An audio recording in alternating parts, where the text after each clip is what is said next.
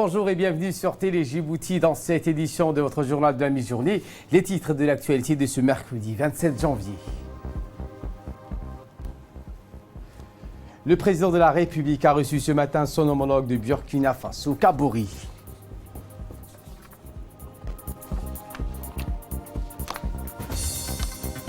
Également dans l'actualité internationale de ce 15 heures, plus de 100 millions de cas de monde du coronavirus. Voilà pour les sommaires.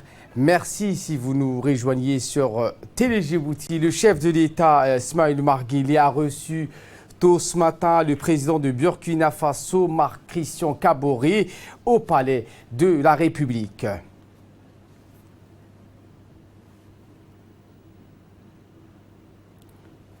Le président du Burkina Faso, en visite officielle de 48 heures à Djibouti, est à la tête d'une délégation de haut niveau. Après avoir échangé une poignée suivie d'une photo, les deux chefs d'État se sont entretenus.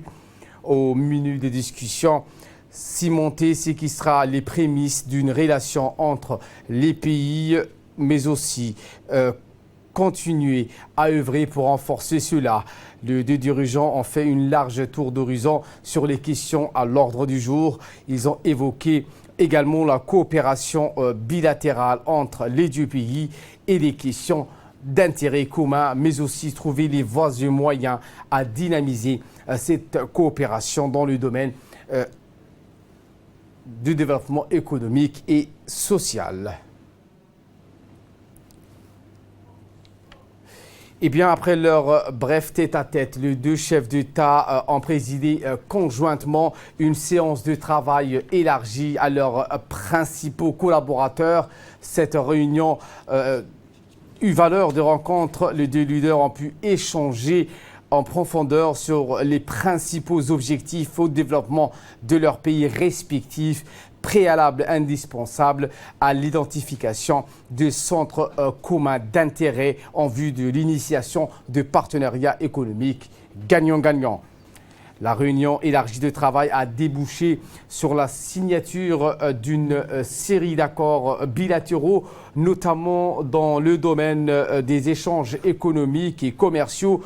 Cette réunion a vu la participation côté burkinabé du chef de la diplomatie du Burkina Faso, Alpha Bari, le conseiller spécial du président burkinabé, Miemba, Louis Armand Ouali et de plusieurs membres du Parlement de ce pays.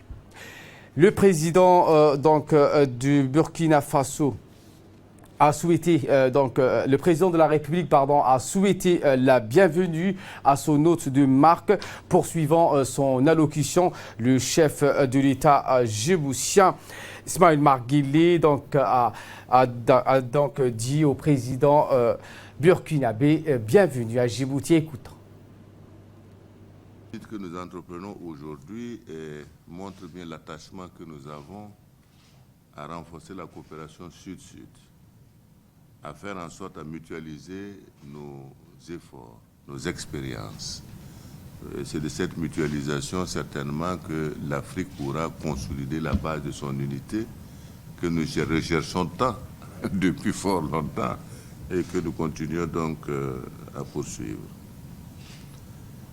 Je voudrais simplement dire que le Burkina Faso, même s'il est très éloigné de Djibouti, le président Ismaël Omar Guelleh et moi-même, au cours de nos différentes réunions à l'Union africaine, où nous avons eu plusieurs fois des occasions de pouvoir échanger sur nos deux pays et de pouvoir poser la nécessité quand même qu'on se rende visite. Même s'il venait au Burkina Faso il y a longtemps, et il sera réinvité à venir rendre une visite après la visite que nous venons d'effectuer, et également avec les accords de coopération que nous allons très bientôt signer dans le cadre donc du renforcement de ces relations. Tout juste pour dire que nous faisons face, comme vous savez, comme tous les pays, mais chez nous un peu plus particulièrement, au Burkina Faso, à non seulement d'une crise sécuritaire de lutte contre le terrorisme qui est quand même une crise importante, qui concerne aussi bien les pays du G5 Sahel, dont le Mali, le Burkina, le Niger, le Tchad et la Mauritanie, dans une moindre mesure, mais on fait partie de la même communauté. Et je voudrais dire que ce combat-là, c'est une lutte, en tout cas, qui pénalise le développement économique de nos pays, qui nous crée beaucoup, certainement, de difficultés, mais je dois pouvoir vous assurer que nous mettons tout en œuvre pour stabiliser et pour ramener la paix, justement, dans nos différents pays. Je me réjouis également des accords que nous allons signer aujourd'hui, qui ouvrent la voie maintenant à, je dirais, des contacts plus réguliers entre les ministres des Affaires étrangères et les autres ministres pour voir un peu tous les domaines de coopération que nous pouvons explorer. Et ce que nous signons aujourd'hui, comme je dis, c'est pour faciliter, je dirais, l'ouverture de ces rapports. Donc l'accord cadre d'une part, les questions qui concernent l'exemption sur les visas, les accords au plan culturel et artistique. Je pense que tout cela permet d'améliorer la connaissance entre nos deux pays et nos deux peuples. Et je voudrais dire, en tout cas au président, que l'expérience que le Burkina pourra avoir dans un certain nombre de domaines, nous pourrons effectivement la partager avec également Djibouti et vice-versa. Nous aussi, on bénéficiera des domaines dans lesquels vous pouvez nous apporter des contributions.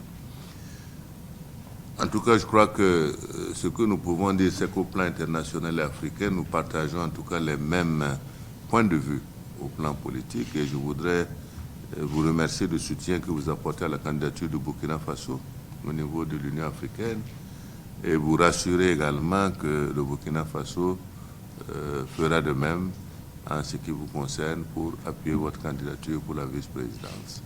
Donc je voudrais vous rassurer, même si les techniques de vote sont devenues compliquées, puisque ça ne sera pas présentiel, mais en tout état de cause, en tout cas, vous pouvez compter sur nous également pour vous apporter ce soutien réciproque. C'était donc l'allocution du président burkinabé Roch Marc Christian Kaboré. Écoutons à présent le chef de l'État djiboutien. Naturellement liés par l'histoire et une culture commune, nos deux pays partagent également les valeurs de tolérance, de démocratie et de bonne gouvernance. Votre visite à Djibouti, ainsi que nos discussions d'aujourd'hui, constituent une étape décisive dans le renforcement de nos relations de coopération qui, à mon sens, ne sont pas à la hauteur de nos potentialités et ont pourtant une forte capacité de développement, et cela dans de nombreux domaines. C'est pourquoi nous nous réjouissons aujourd'hui de la signature de 3 accords, notamment un accord cadre de coopération entre Djibouti et le Burkina, un accord portant sur les exemptions des visas diplomatiques et de services, un accord de coopération culturelle et artistique. Concernant ces derniers accords, permettez-moi de vous exprimer la fierté que nous éprouvons en tant qu'Africains devant le dynamisme artistique du Burkina Faso. Vitrine du cinéma africain, le FESPACO a célébré ses 50 ans il y a un peu plus d'un an. Ce festival à vocation africaine et universelle joue pleinement son rôle de promoteur et de rayonnement de l'art africain.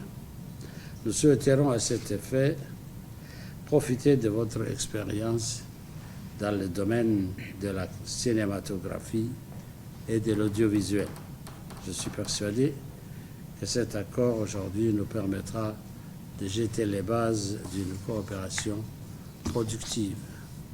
L'Afrique, malgré les défis du sous-développement ou encore les multiples menaces auxquelles elle fait face, notamment le Covid-19 ou le terrorisme, est sur une trajectoire d'émergence. Toutefois, la fragmentation de nos économies freine l'élan des uns, aggrave la situation des autres et remet en cause les efforts de tous.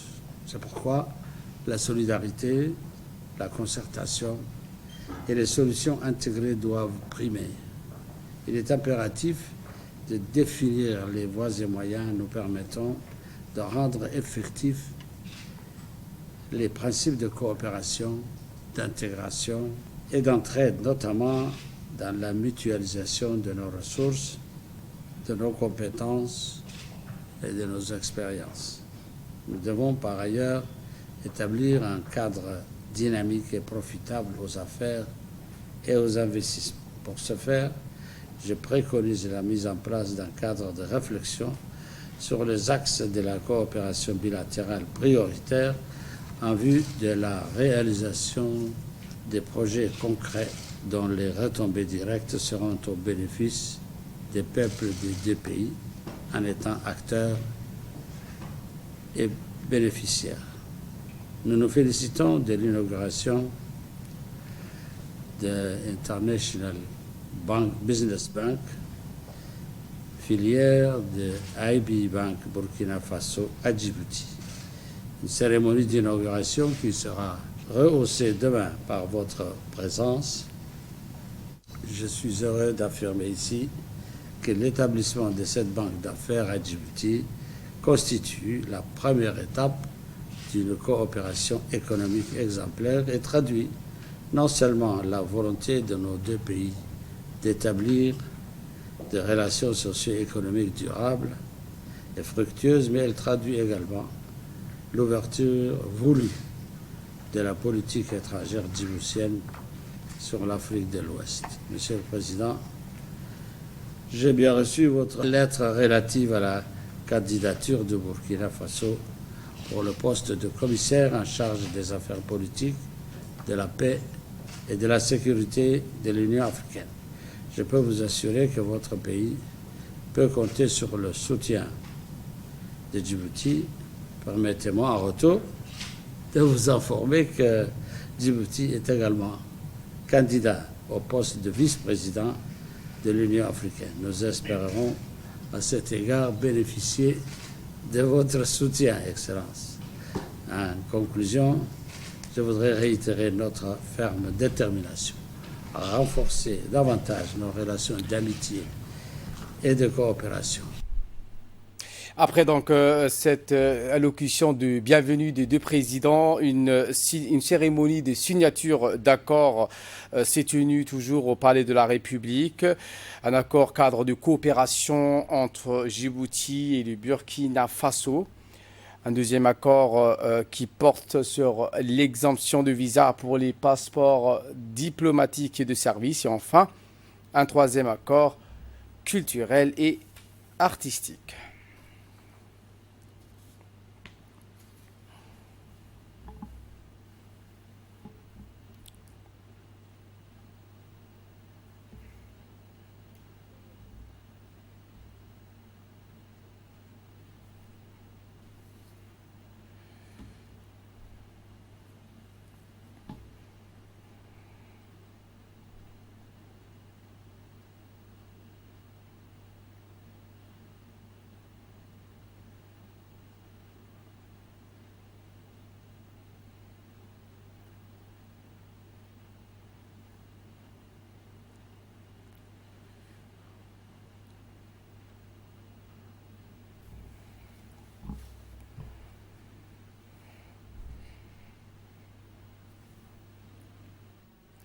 Et après la signature d'accord, une conférence de presse conjointe revêtit des allures d'un grand oral pour les deux chefs d'État qui ont mis donc à profit cette occasion pour révéler au public leur détermination réciproque à œuvrer en faveur de l'accroissement du niveau d'échange économique et commercial entre les deux pays et les deux peuples. Écoutons le président de la République, Ismaël Omar Guelleh.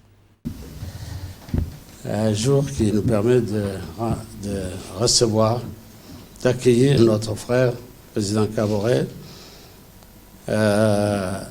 pour une visite officielle à Djibouti. Une première, n'est-ce pas, mais nous sommes certains que ce ne sera pas la dernière. Monsieur le Président, soyez le bienvenu. Nous sommes réunis aujourd'hui pour consacrer votre première visite à Djibouti. Nous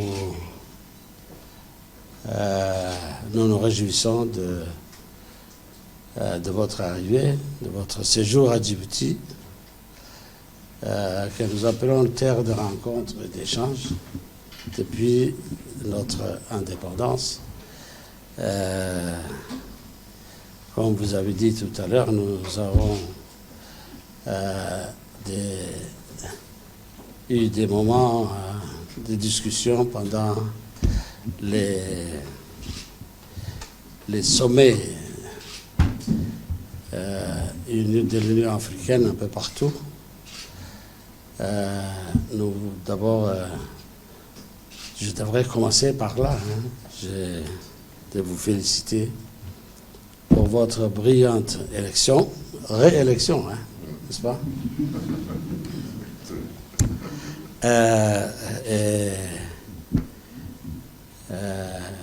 Le Burkina se trouve entre de bonnes mains, avec les difficultés que vous rencontrez et que nous rencontrons aussi pour la lutte contre le djihadisme et le terrorisme. Mais nous sommes certains que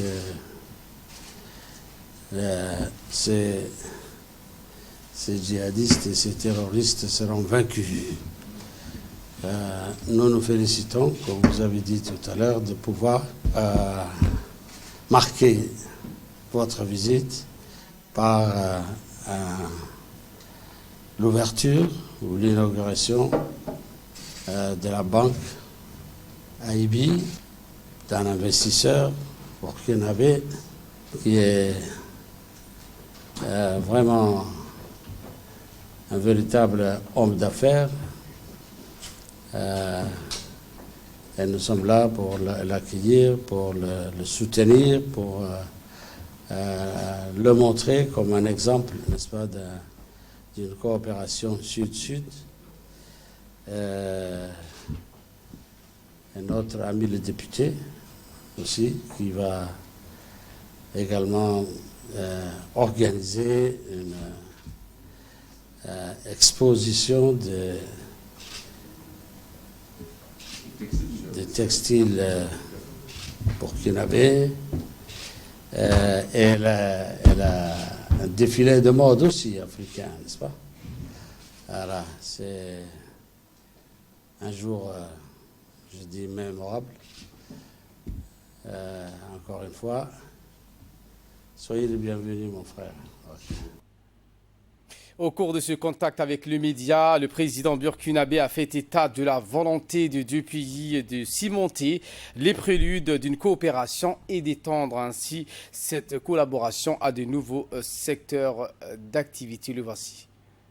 Je voudrais à mon tour remercier mon frère ami pour l'aimable invitation qui nous a été adressée à visiter Djibouti.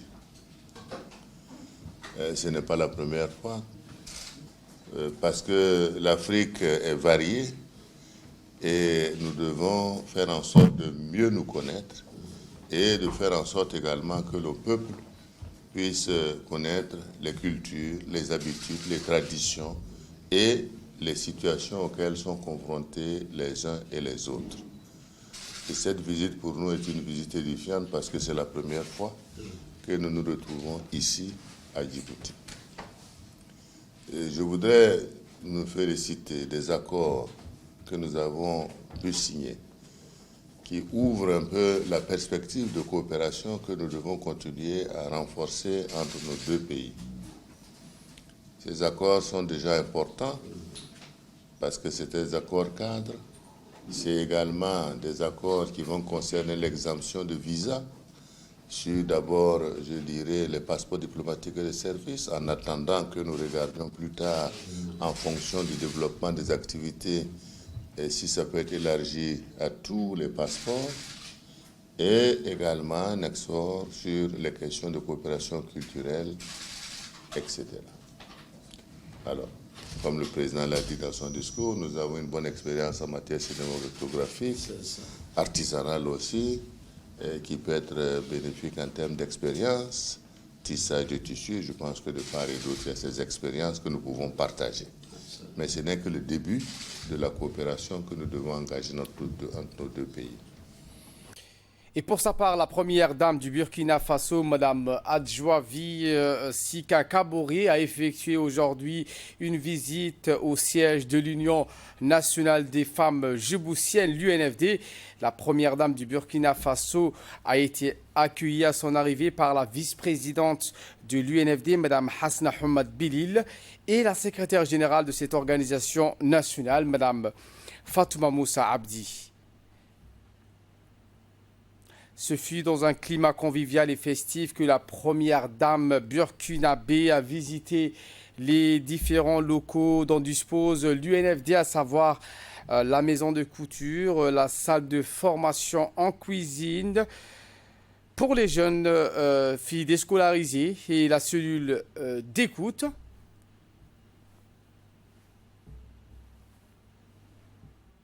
La salle de formation donc, a été visitée en premier. L'événement a rassemblé des membres du gouvernement, des parlementaires, la maire de Djibouti-Ville, des officiers femmes, des médecins femmes, des femmes d'affaires également, mais aussi la société civile.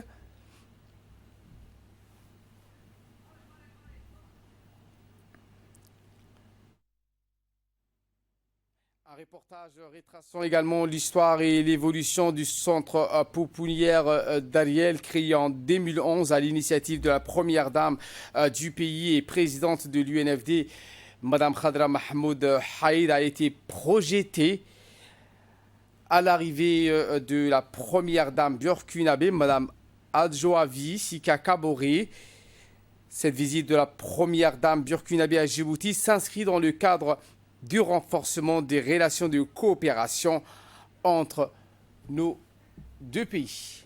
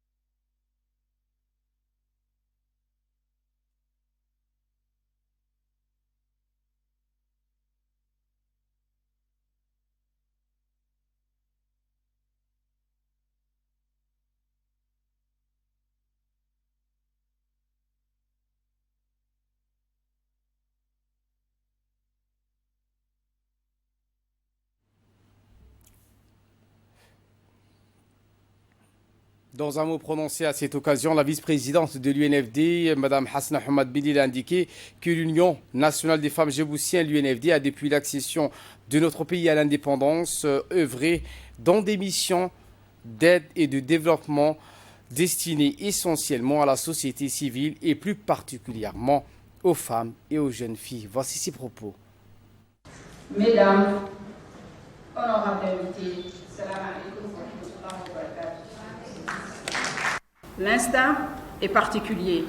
Sous le leadership de notre présidente, la première dame de la République, son Excellence Khadra Mahmoud Haïd, l'opportunité qui m'est offerte de vous accueillir ici au siège de l'Union nationale des femmes djiboutiennes est pour moi une fierté toute particulière. L'Union nationale des femmes djiboutiennes a, depuis l'accession de notre indépendance, a œuvré dans ses missions d'aide, de développement destinées essentiellement à la société civile et plus particulièrement aux femmes et aux jeunes filles. Parmi nos missions, nous pouvons citer quelques-unes. La réduction de l'analphabétisme des adultes et des jeunes non scolarisés, déscolarisés, en leur dispensant dans un cadre fonctionnel des connaissances qui favorisent leur insertion dans la vie active. Le renforcement de la capacité de la femme au développement économique et social de notre pays. Le développement des connaissances de base de la population en matière de santé, hygiène et nutrition et en culture générale. l'accroissement des capacités de la population à lutter contre la pauvreté. Et c'est bien sous le leadership de notre président de la République, son Excellence Ismaïl Omar Guelleh, que l'émergence de la femme djiboutienne a accédé aux instances de décision s'est réalisée. Soyez la bienvenue, chères madames et sœurs de Burkina. Oui, chez vous, vous êtes chez vous. Chez vous, car si la géographie éloigne nos deux pays, les liens historiques, raciaux et culturels qui nous unissent comptent plus que les kilomètres qui nous séparent de nos peuples. Il fut un temps, je m'en rappelle encore, sur les bancs de l'école primaire où l'enseignant nous parlait de la Haute-Volta. Un lointain pays de l'Afrique de l'Ouest. Et toute petite, nous nous demandions alors pourquoi on l'appelait ce pays Haute-Volta. En ce moment-là, connu uniquement à travers les textes de nos manuels scolaires, nous avons découvert plus tard cette grande nation qui est la vôtre à travers l'histoire, la culture, mais aussi à travers le sport et la politique. Pays francophone avec lequel nous partageons la langue française, pays de tant d'écrivains, cinéastes, dramaturges, pays du FESPACO, le célébrissime Festival du cinéma et de la télévision. Enfin et surtout, pays de Thomas Sankara, qui restera toujours dans nos cœurs. Et pour sa part, la première dame burkinabé, Mme Adjoavi Sika Kabouri, a félicité le chef de l'État Ismaïl Omar Guelleh et son épouse et présidente de l'UNFD, Mme Khadra Mahmoud Haït, pour le leadership sans faille dont ils ont fait preuve en faisant de la femme djiboutienne une véritable combattante qui participe aux efforts de développement de la nation. Écoutons. J'ai ressenti vraiment l'effort que le gouvernement met à travers l'émancipation de la femme djiboutienne. Et pour cela, je voudrais vraiment féliciter son Excellence, le président Guelleh et son épouse, Madame Khadra Mahmoud Haït, pour leur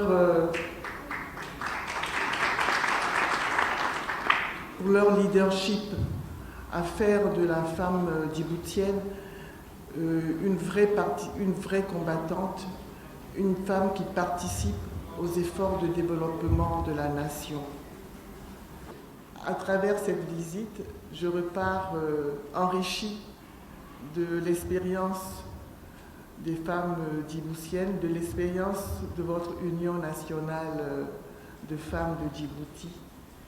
Et je pense que cette visite vient à point nommé parce que avoir la connaissance que vous avez du Burkina, le nombre de séjours que vous avez les unes et les autres déjà eu au Burkina Faso, je pense qu'il était temps que je vienne également vous rencontrer. Et je pense que cette première visite ne sera certainement pas la dernière, parce que nous avons beaucoup de choses en commun et je pense que nous avons beaucoup de choses à partager. Beaucoup de similitudes, effectivement, entre le sort de la femme burkinabé et le sort de la femme djiboutienne. Nous avons les mêmes préoccupations, celui de faire de la femme burkinabé l'égale de l'homme, aux côtés des hommes. Nous sommes tous convaincus aujourd'hui qu'on ne peut pas pédaler un vélo avec un seul pied. Donc il y a la femme et il y a l'homme et nous avançons ensemble. C'est ce que le chef de l'État du Burkina Faso, mon époux, pense et il en a fait son credo à travers son programme national de développement économique et social. Et c'est un programme au cœur duquel il y a la femme en tant que mère de la nation.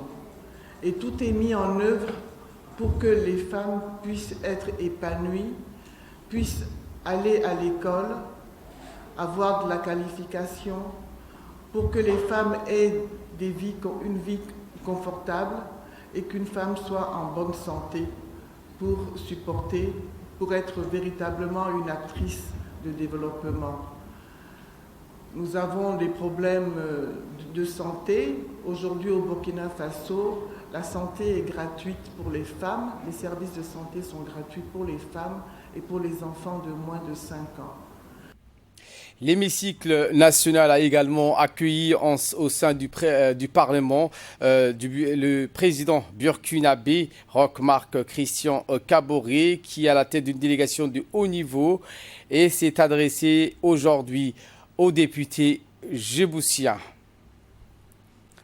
Une séance publique extraordinaire et solennelle conviée à l'initiative du président de l'Assemblée nationale, Mohamed Ali Hamad, s'est déroulée en présence du Premier ministre Abdelkader Kamil Mohamed, des parlementaires et des membres du gouvernement. Considérant son aspect particulier, la plénière avait pour ordre du jour l'allocution de l'invité de marque de la République, en l'occurrence son Excellence Roch Kaboré, le président de la République du Burkina Faso, précède préalablement le discours du Speaker du Parlement djiboutien. Ce faisant, le porte-voix de ses collègues députés, le président Hamad, a dans une courte et vibrante intervention affirmé l'insigne privilégié que revêt cette première visite du premier magistrat du pays, des braves lui exprimant leurs félicitations et leurs vœux de réussite pour sa réélection à la tête de l'ancienne Haute-Volta. Évoquant les sentiments de fraternité séculaire qui se portent djiboutiens et burkinabés, ainsi que les relations de coopération liant Ouagadougou à Djibouti, le président de l'Assemblée nationale est par ailleurs revenu sur les intérêts communs entre les deux pays et leurs avenirs respectifs.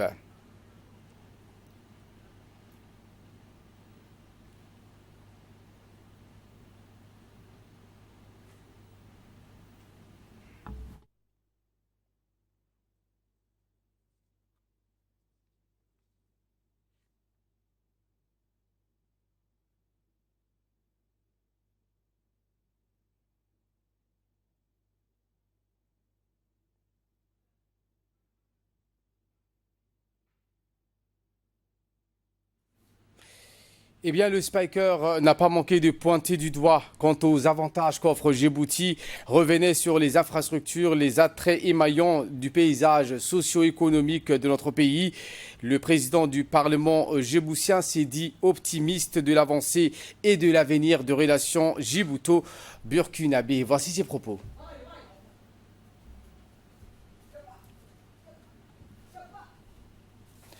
Et en dernier, le président du Burkinabé, Christian Kaboré, a tenu donc des propos forts dans sa teneur et ses expressions.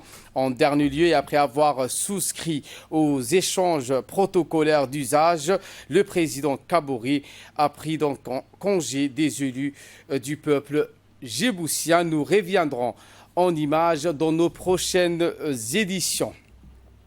Le chef de l'État, Ismaël Omar Guelleh, a rendu hommage à la mémoire de Mohamed Hassan Abdillahi.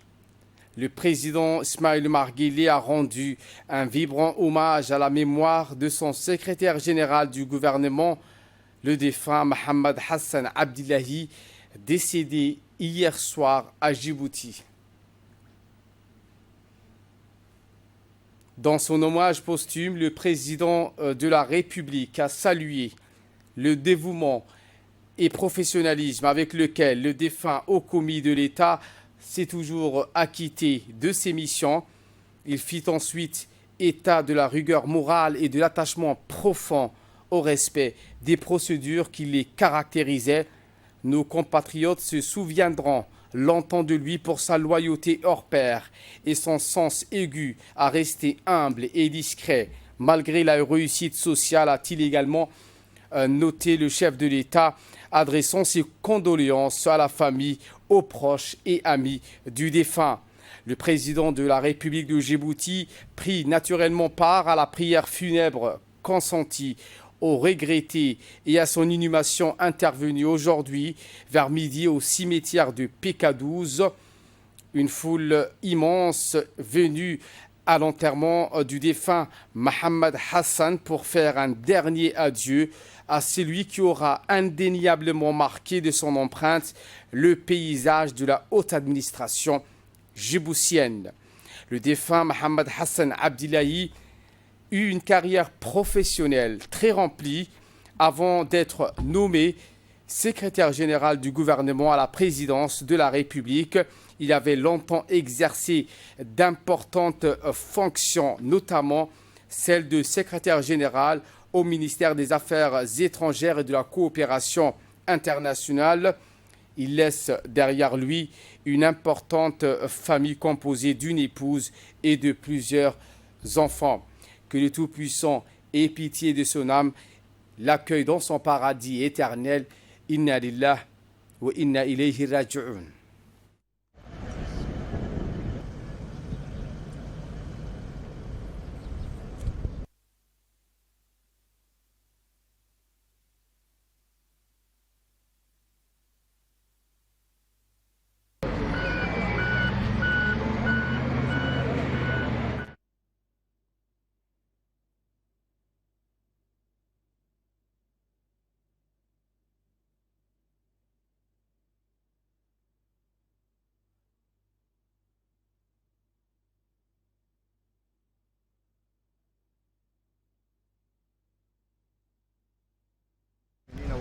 المسلمين والمسلمات امين وبركات يا ارحم الراحمين اللهم نور الى قبورهم امين اللهم نور قبورهم امين خصوصا قبور اهل هذه المقبره امين اللهم نور قبورهم امين امين قبور المسلمين اللهم نور لاهل القبور قبورهم اجعل قبورنا قبور المسلمين رياض من رياض الجنه رياض من رياض الجنه رياض من رياض الجنه اللهم اغفر للمؤمنين والمؤمنات والمسلمين والمسلمات الاحياء منهم والاموات امين يا ارحم صلى الله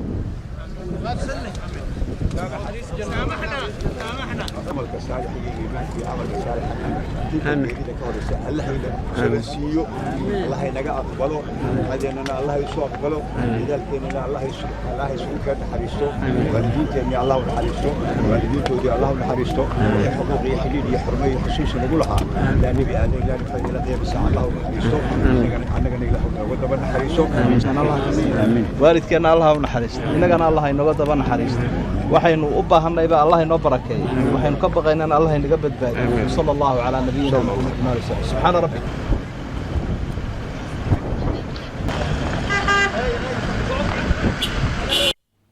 Et de là, nous passons en nouvelles du monde. Je vous le disais en titre, le nombre total de cas de Covid-19 a dépassé les 100 millions dans le monde, selon le Centre pour la science et l'ingénierie des systèmes et de l'université Johns Hopkins.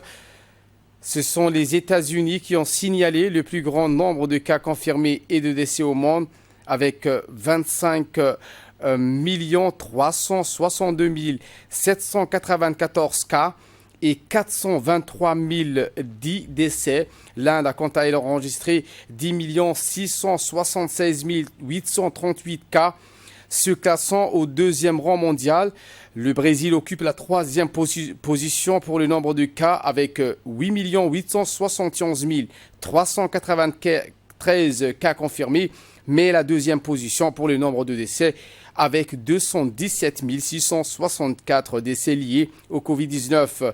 Le 8 novembre, le total mondial de cas de Covid-19 a atteint 50 millions. Ce nombre a doublé en à peine 2 mois et demi. Les États-Unis restent de loin le pays le plus touché avec plus d'un quart de cas mondiaux et près de 20% des décès à travers le monde. Voilà pour l'essentiel de ce 15h. Merci à vous de nous avoir suivis. Très bon suivi des programmes sur Télé Djibouti.